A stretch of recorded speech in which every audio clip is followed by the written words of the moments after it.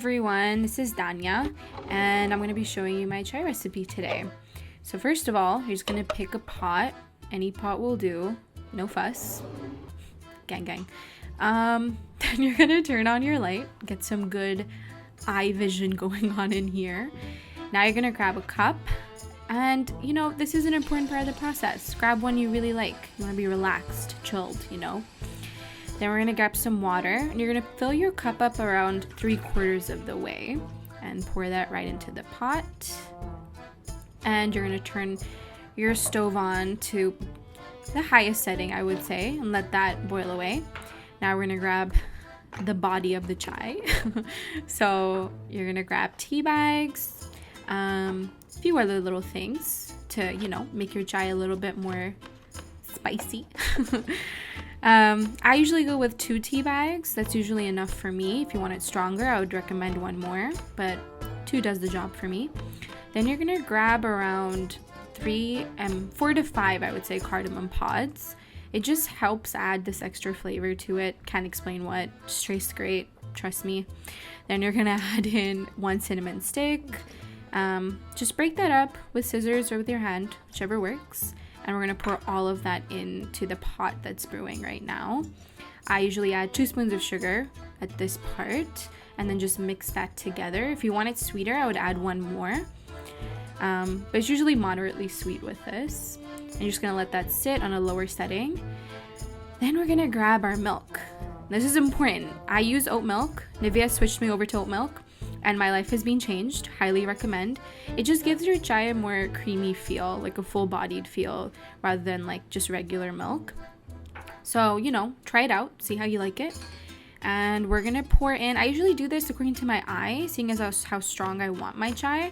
I pour in around, let's say like half a cup, sure. Half a cup of milk. Once it starts bubbling, the chai is ready, and you're gonna use a strainer to pour out the remainder of your chai. And you spill a little, like if you're clumsy like me. I do this every morning. Just gonna wipe that up, pretend like it never happened. Please, Nivya's aesthetics. And then that's it. Your chai is ready to go. You can sip it, you can chug it, do whatever you want. Enjoy!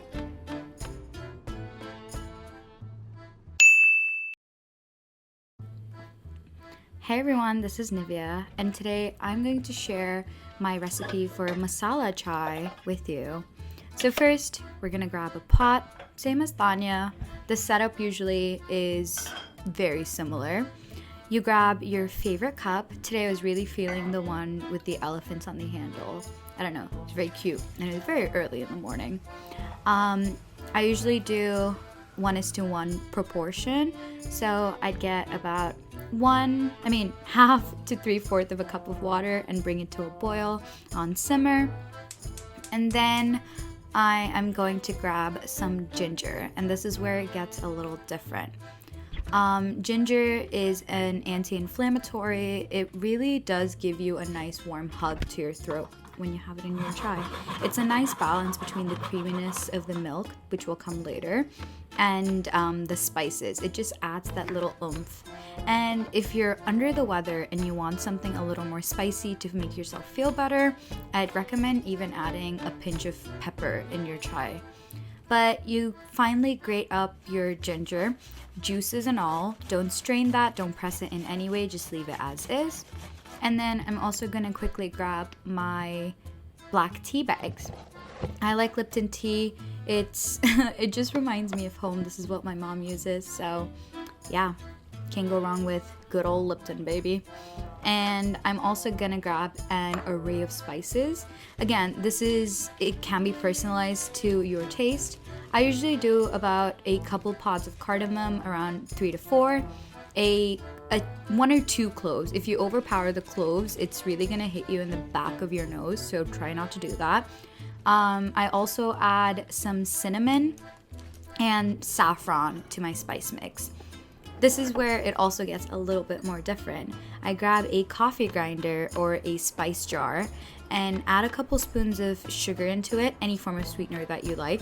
I add sugar to this process because it gives it a little more body for the grinder to finely grind up the spices. And I add all of my spice mix in there and give it a quick little blitz.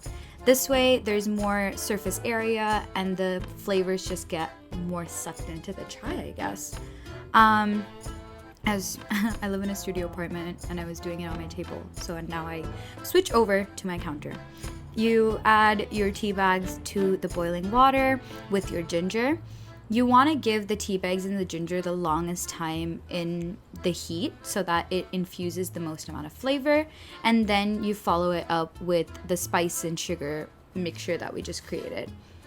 You can always grind up your spices beforehand with your sugar and keep it as your chai sugar, I guess. It also works.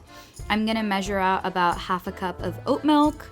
Dania mentioned it. I'm a huge advocate for oat milk. Try it and then thank me later.